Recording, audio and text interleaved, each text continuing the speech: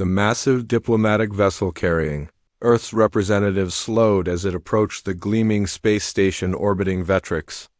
Inside the ship, Ambassador Frank Moore adjusted his formal uniform and took a deep breath.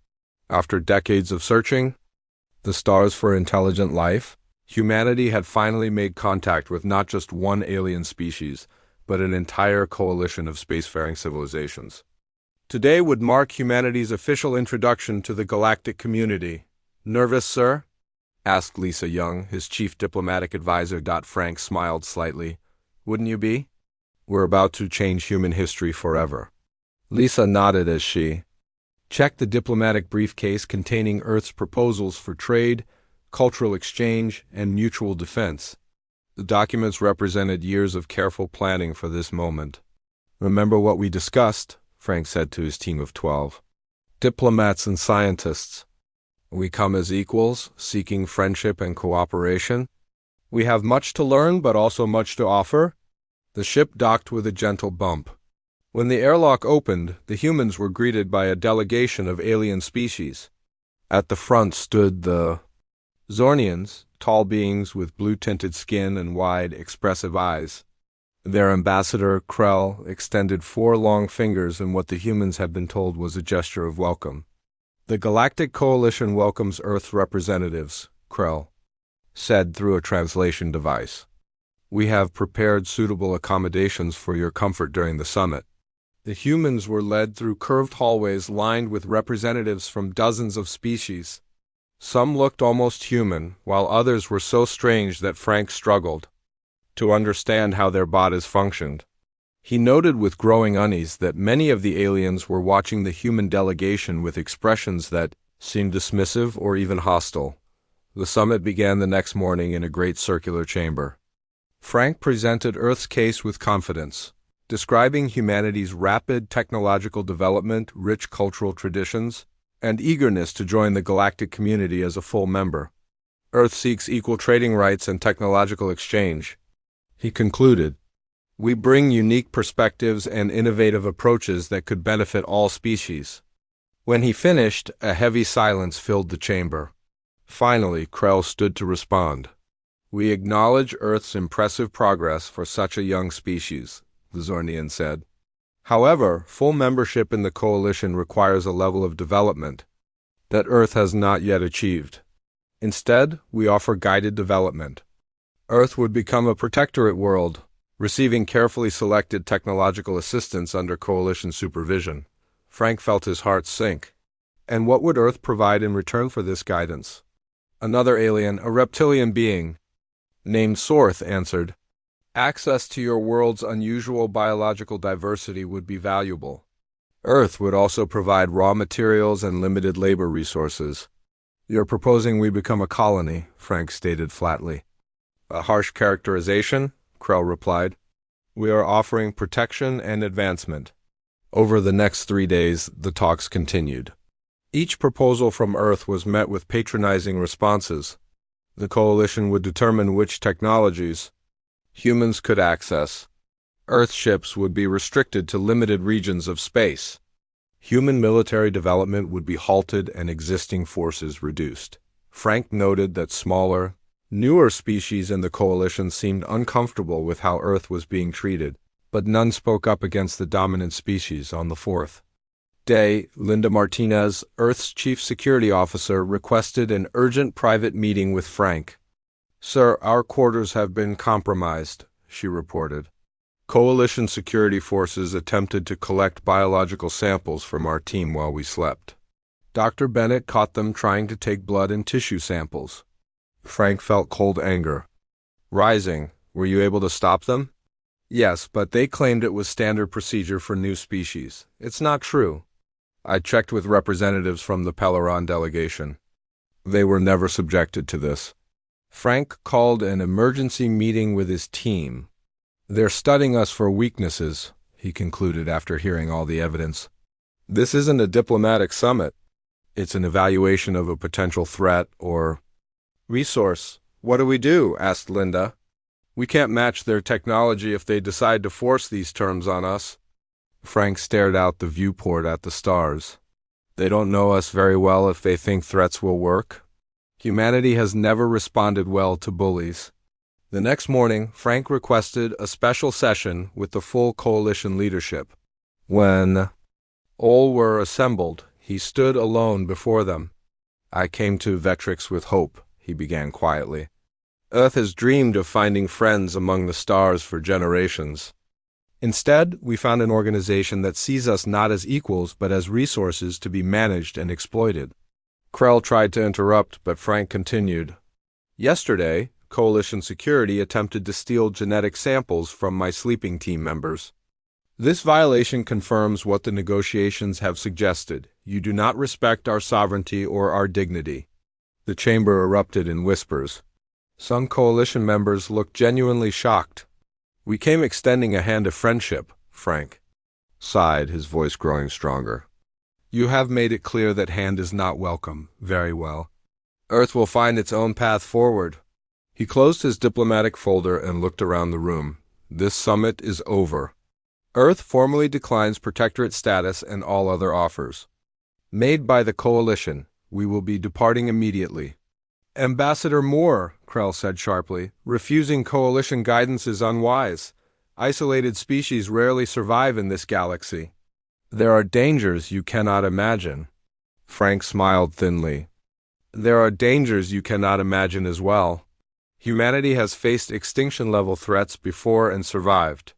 We are adaptable, resourceful, and remarkably stubborn when threatened." He turned and walked toward the exit, his team falling in. "Behind him, you make a serious mistake," called Sorth. "No species can stand alone against the established order." Frank paused at the doorway. "We don't intend to stand alone, and we don't accept your order. There are other paths forward than the one you offer." As the Earth ship pulled away from Vetrix the next day, Frank looked at the faces of his team.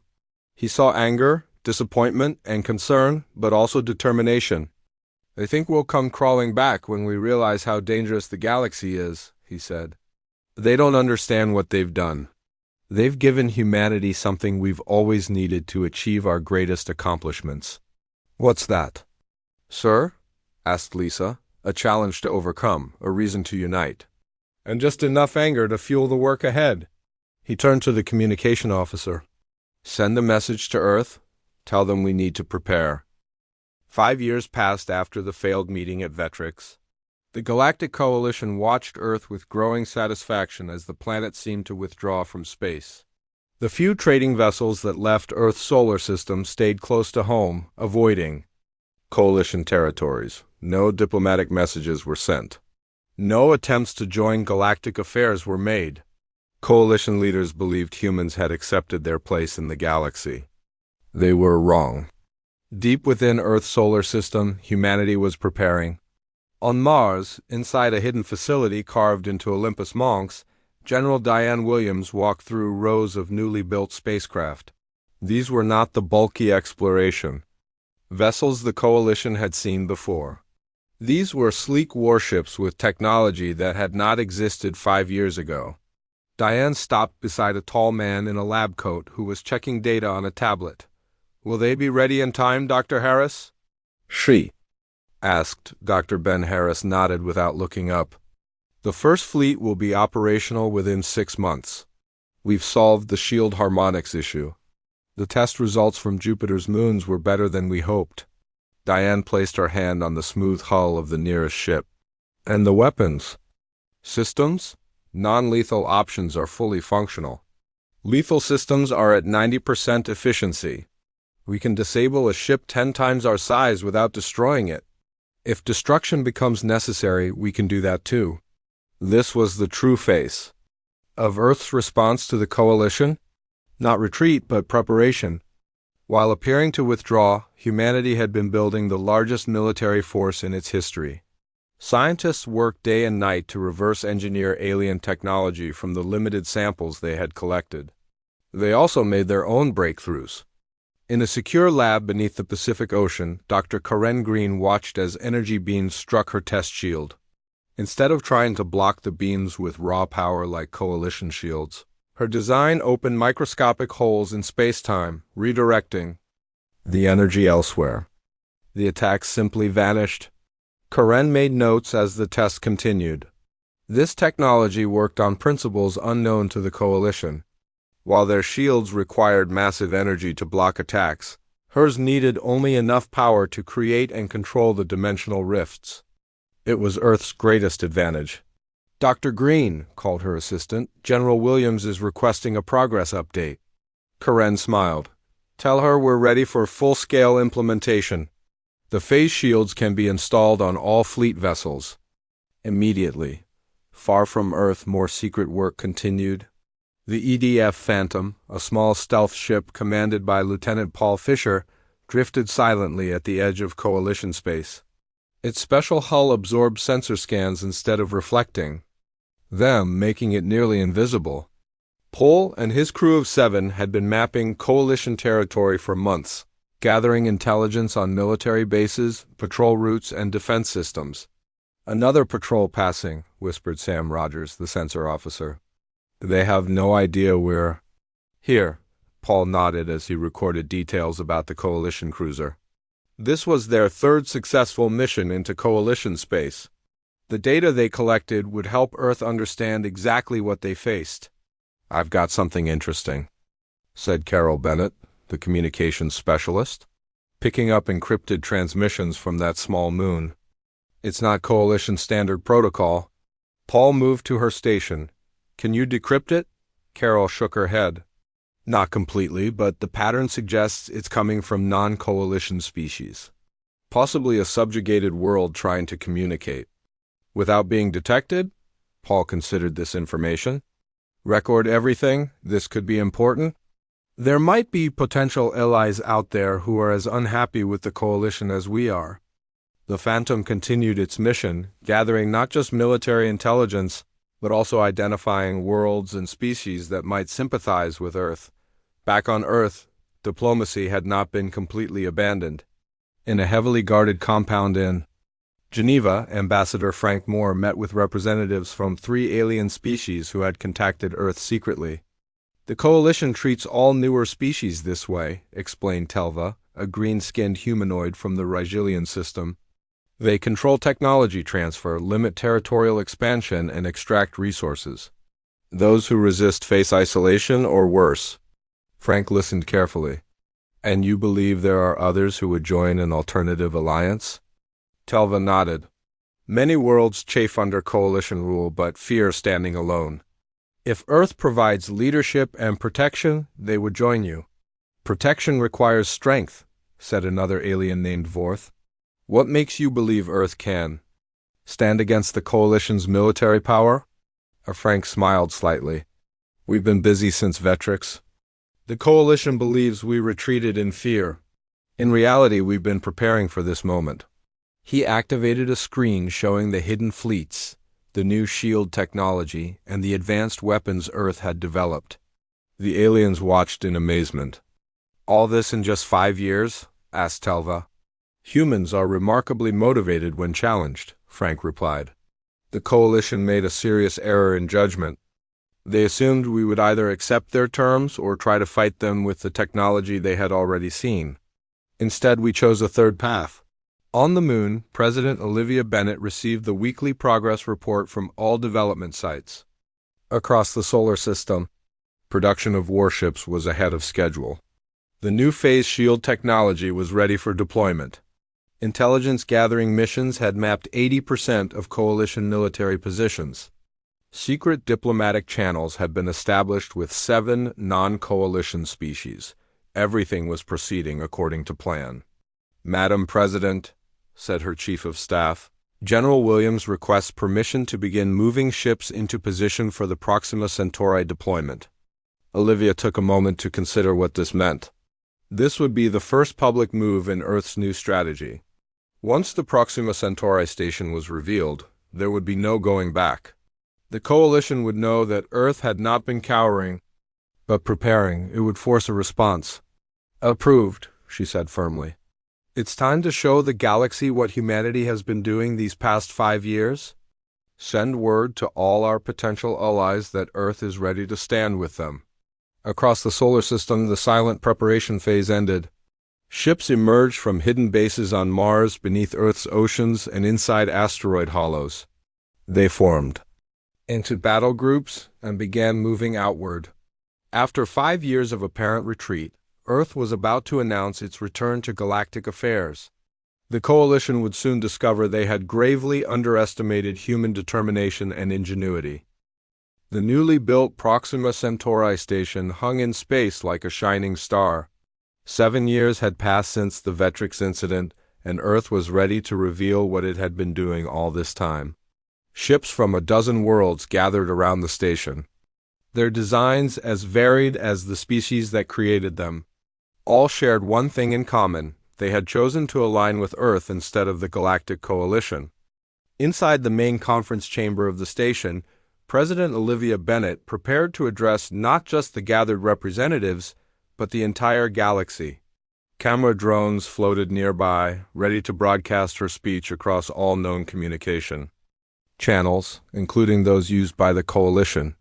"We're ready when you are, Madam President," said George Nelson, her communications director. Olivia nodded and straightened her formal blue uniform. She had practiced this speech many times, knowing its importance. This moment would change the course of human history and perhaps galactic history as well. The broadcast began. Olivia looked directly into the camera. "I speak today to all free peoples of the galaxy. 7 years ago, Earth extended a hand of friendship to the Galactic Coalition and was met with demands for submission. We were told to accept our place as a lesser world, to surrender our sovereignty, and to provide resources and genetic material for Coalition use. Today I announce that Earth has chosen a different path." She gestured to the representatives seated behind her. "I am proud to declare the formation of the Human Sovereign Alliance, a union of independent worlds committed to mutual defense, free exchange of ideas, and the right of all species to determine their own future. Unlike the Coalition, we do not demand submission. We offer partnership based on respect and equality." The camera view widened to show ships moving into position outside the station. These were Earth's new defense fleet, vessels with sleek lines. An advanced technology far beyond what the Coalition believed humans capable of creating.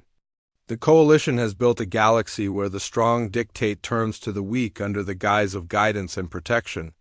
Earth rejects this model. We will not conquer, we will not subjugate, but neither will we bow. Any aggression against Earth, or our allies, will be met with overwhelming force. As she spoke these words, a demonstration began. 3 Zornian battlecruisers that had been monitoring the station from a distance suddenly moved forward and fired their weapons. The energy beams struck an unmanned Earth vessel placed there for this purpose. Instead of exploding or being damaged, the ship's green shields activated. The attack simply vanished, absorbed into microscopic dimensional rifts that redirected the energy elsewhere. The ship remained completely untouched. Across Coalition space, military leaders watched in shock. The most powerful weapons in the Zornian arsenal had just been rendered completely useless. On the Coalition capital world, the High Command gathered in emergency session. Admiral Vrax, the senior military leader of the Zornian forces, pounded his fist on the table. "This is unacceptable. How did primitives develop such technology? Our intelligence said they had retreated to their home system in fear." A smaller alien with large, dark eyes spoke quietly. "Our intelligence was wrong, Admiral. While we watched their official movements, we missed their true activities. They were not cowering. They were preparing." "It changes nothing," Vrax insisted. "They are still a young species with limited resources. This Human Sovereign Alliance is a bluff. A few impressive ships and defensive technology do not make them our equals. The shield technology they demonstrated is beyond our current capabilities," pointed out another commander. "And they've somehow convinced several resource-rich worlds to join them. Worlds that we had marked for future integration into the Coalition." Vrax's blue skin darkened with anger. "Then we must respond decisively. I propose an immediate strike against their outpost at Tau Ceti. It is their furthest position from Earth and appears lightly defended. A swift victory there will demonstrate the futility of their resistance, and show other worlds the cost of rejecting coalition protection. The High Command voted to approve the plan, with only 3 members expressing doubts. As they dispersed, one of those dissenters, Science Director Lana, accessed a secure channel on her private terminal. The message she sent was brief: corrective. Operation approved?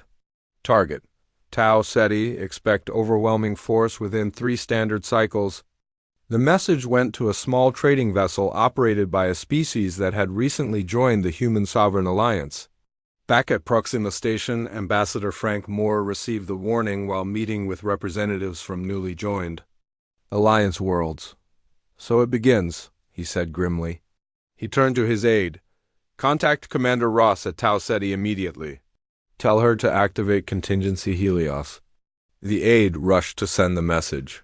One of the alien representatives, a tall being with silvery skin, looked concerned.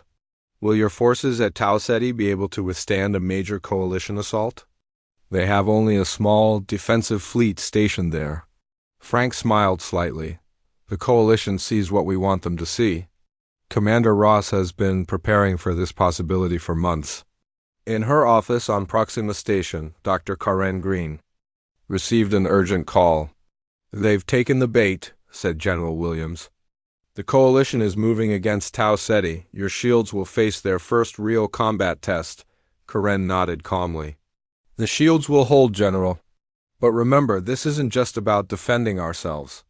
This is about showing the galaxy there's a better way forward than the coalition's approach. That's why our response must be measured, agreed Williams. Captain Grant and the EDF Defiance will lead the counteroffensive.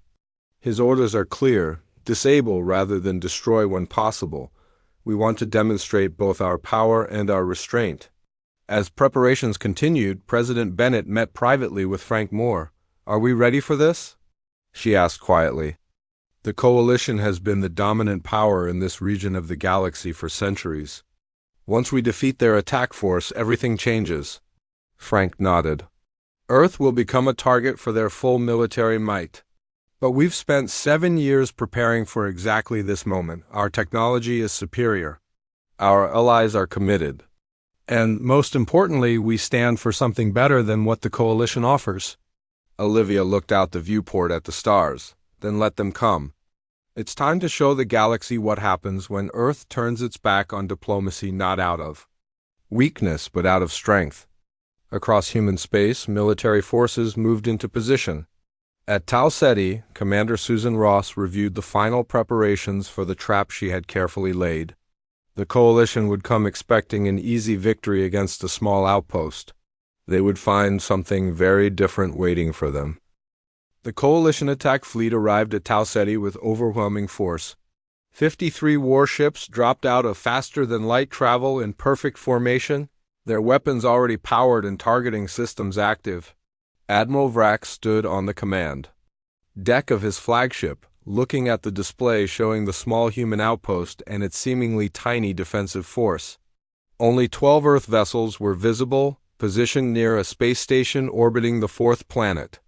Vrax smiled with his wide, Zarnian mouth. This would be a quick and decisive victory. Enemy vessels identified, reported his tactical officer. Minimal defenses detected. Their largest ship appears to be a cruiser-class vessel designated EDF Defiance. Open a channel, ordered Vrax. Let us give them one chance to surrender before we destroy them. The communications officer worked at his console. Channel open, Admiral. Vrax straightened to his full height. Attention, human forces. This is Admiral Vrax of the Galactic Coalition. Your rebellion against the established order of the galaxy ends today. Surrender your outpost and vessels immediately or face destruction. The response came quickly. On the view screen, a human female with short brown hair and a calm expression appeared. This is Commander Susan Ross of the Human Sovereign Alliance. We will not surrender. I suggest you reconsider your position, Admiral. This conflict is unnecessary and can only end badly for your forces. Vrax laughed, a harsh sound that made his subordinates flinch. You face 53 of the most powerful warships in the galaxy with your pitiful force of 12 vessels. There's no scenario where you prevail, Commander Ross simply nodded. You're right about one thing, Admiral. There's no scenario where you prevail. Tau Ceti defense grid, activate. Around the Tau Ceti system, hundreds of small devices that had been hidden by stealth technology suddenly powered up. The Coalition fleet found itself surrounded by a network of gravitational distortion. Buoys. Before Vrax could give new orders, the buoys activated. Powerful gravitational waves washed over the Coalition ships, disrupting their formation and interfering with their targeting systems. What is happening? Vrax demanded as his flagship shuddered. Some kind of gravitational weapon, reported his science officer with alarm. It's affecting our engines and weapons alignment. Impossible, Vrax snarled. Continue the attack. Target their largest vessel first. All ships, concentrate fire on the human flagship. Despite the disruption, 30 Coalition vessels managed to aim their weapons at the EDF Defiance. The human ship was commanded by Captain Edward Grant, a tall man with dark skin and a serious expression. As the Coalition weapons locked onto his vessel, he remained perfectly calm. Green shields at full power, he ordered. Weapons officer, prepare precision targeting. Remember, disable, don't destroy. The Coalition ships fired simultaneously. Energy beams and projectiles streaked toward the Defiance in a barrage that should have vaporized the vessel instantly. Instead, as each attack reached the ship, it simply vanished. The green shields absorbed everything, redirecting the energy through microscopic dimensional rifts. When the barrage ended, the Defiance was completely untouched. On his command deck, Vrax stared in disbelief. That's not possible, he whispered. Before he could give new orders, the human fleet began to move. Instead of the disorganized retreat he expected, they executed a complex maneuver that his tactical officers couldn't even identify. The 12 Earth vessels split into smaller groups, moving with precision that suggested years of preparation for this exact scenario. What happened next shocked even the most experienced Coalition commanders. The human ships fired weapons that didn't destroy their targets but instead disabled them with surgical precision. Engine compartments were hit with pinpoint accuracy. Weapon systems shut down as specialized energy pulses overloaded their circuits. Communication arrays went silent. Within an hour, 37 Coalition warships hung dead in space, unable to fight or flee. Not a single one had been destroyed. The remaining vessels attempted to retreat, but found their faster-than-light engines disabled by the gravitational distortion field. Admiral, said the communications officer, the human commander is hailing us again. Vrax, his pride shattered but his anger still burning, nodded silently. Commander Ross appeared on screen again. Admiral Vrax, your attack has failed. 37 of your ships are disabled but intact. Their crews are unharmed. We will now begin rescue operations to evacuate your personnel to escape pods before we neutralize your remaining vessels. Do you wish to continue this pointless conflict, or will you stand down and accept our assistance? Vrax looked around his command deck. His officers avoided his gaze. The choice was clear: continue and lose everything, or accept defeat and save his crews. We will stand down, he said, the words bitter in his mouth. Excellent decision, Admiral, Ross replied. Rescue shuttles are on their way. Your crews will be treated with dignity and return to Coalition space unharmed. As human. Rescue ships approached the disabled Coalition vessels. The crews were shocked by their treatment. They had expected torture or imprisonment. Instead, they were given medical attention if needed and treated with respect. Many had never experienced such treatment from a victorious enemy. On the EDF Defiance, Captain Grant received a secure communication from Earth. President Bennett appeared on his private screen. Congratulations, Captain. The Battle of Tau Ceti has been won exactly as we hoped. Minimal casualties, no destroyed vessels, and a clear demonstration of our technological superiority. Grant nodded. The green shields performed perfectly. Madam President, not a single attack penetrated our defenses, and our precision weapons worked as designed.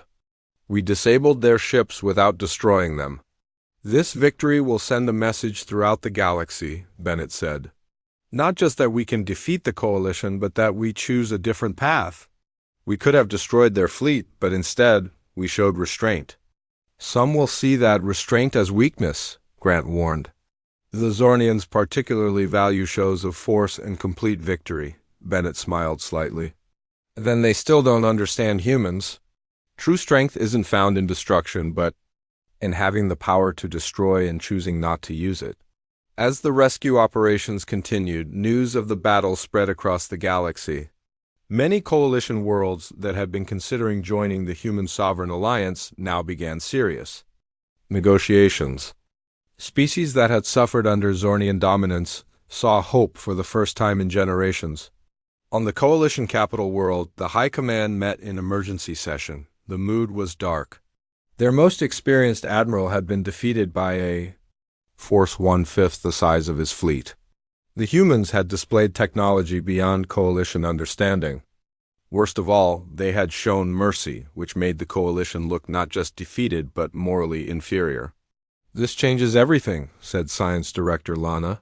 We must reconsider our approach to the humans and their alliance. Nonsense, growled an older Zornian general. One battle does not decide a war. We must respond with our main battle fleet. Crush them completely at their next weakest point, Lana shook her head. Did you not see what happened? Their shields made our most powerful weapons useless. Their tactical systems predicted and countered our every move. This was not luck or a minor technological advantage. They have surpassed us. As the debate raged, worlds throughout the galaxy watched and waited. The balance of power was shifting.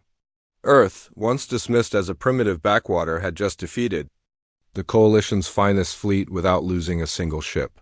The galaxy would never be the same. The news of the Battle of Tau Ceti spread across the galaxy faster than any starship could travel. Species that had been forced into the Coalition for centuries began to reconsider their position. Some openly declared independence, while others quietly reached out to the Human Sovereign Alliance. The Zornians responded with anger and threats. They assembled their main battle fleet, 3 times larger than the force defeated at Tau Ceti. This massive armada gathered at their home system before setting course for the strategic Rigel Passage, a narrow corridor of stable space that connected several key star systems. Control of this passage would allow them to isolate and attack Alliance worlds one by one. Admiral Michelle Collins stood on the bridge of the EDF Dauntless, watching as Earth's defense fleet took position at the Rigel Passage. Unlike Commander Ross at Tau Ceti, Collins faced the Zornians with equal numbers. 120 Earth ships formed a defensive line across the passage, matched against 125 Coalition vessels. Status report, Collins ordered, her voice calm despite the tension filling the bridge. All ships report ready. Admiral, replied her second-in-command, Jack Wilson. Green shields at full power across the fleet. Precision weapons hot but safe. The Zornian fleet will exit faster than light travel in approximately 10 minutes, Collins nodded. Open a channel as soon as they arrive. Let's see if we can avoid unnecessary bloodshed. The Coalition fleet arrived exactly as predicted, their massive ships dropping into normal space in an impressive display of coordinated navigation. At their center was the Zornian dreadnought Inevitable Victory, a vessel 3 times the size of the largest Earth ship.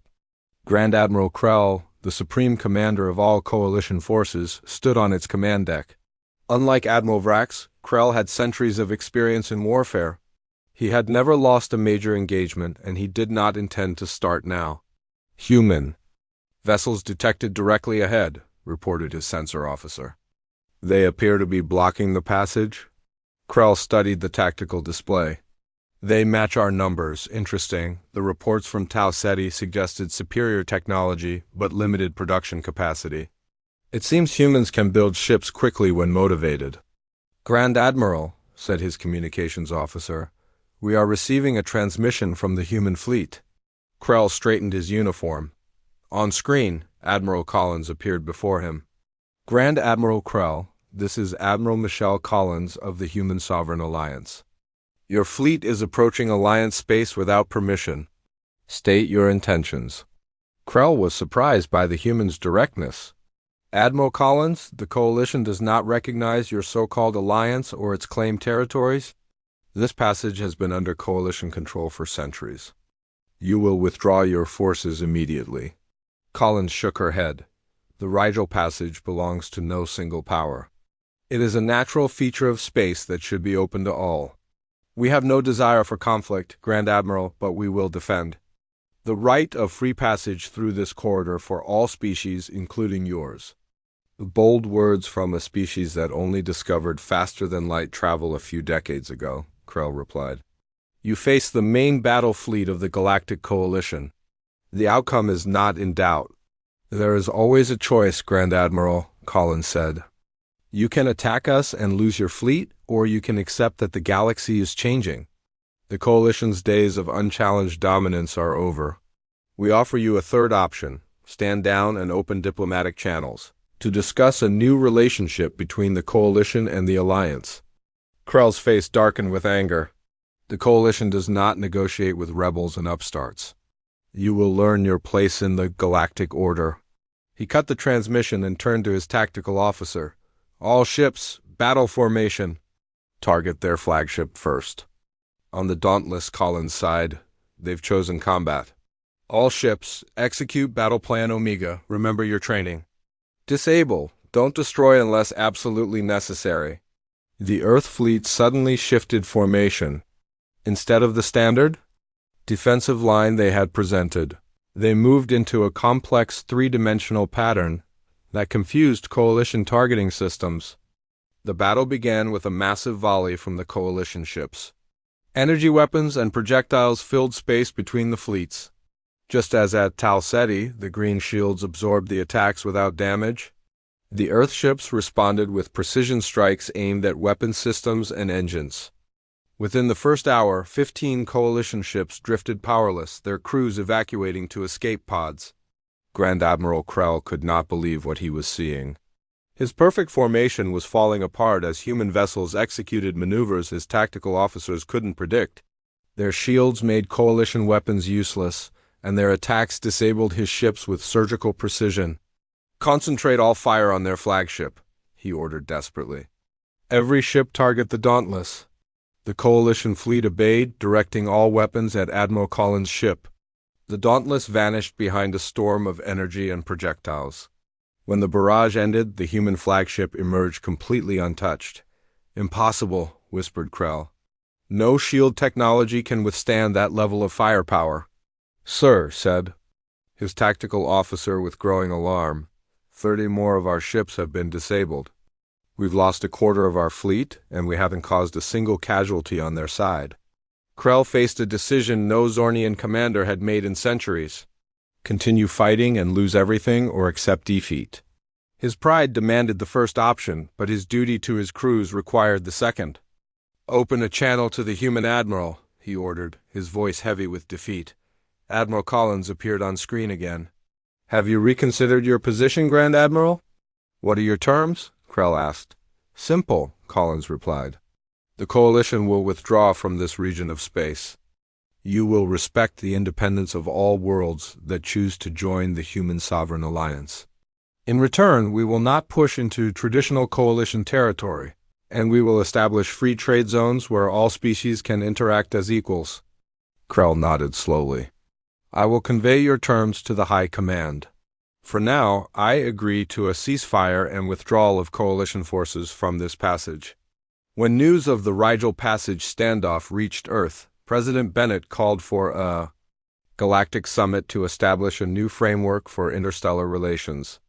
The city of New Geneva was chosen as the location, a symbol of Earth's long tradition of diplomatic neutrality. Representatives from over 50 species arrived, including reluctant delegates from the Coalition. Ambassador John Miller, who had replaced the now retired Frank Moore, led the Earth delegation. He opened the summit with a clear statement of principles.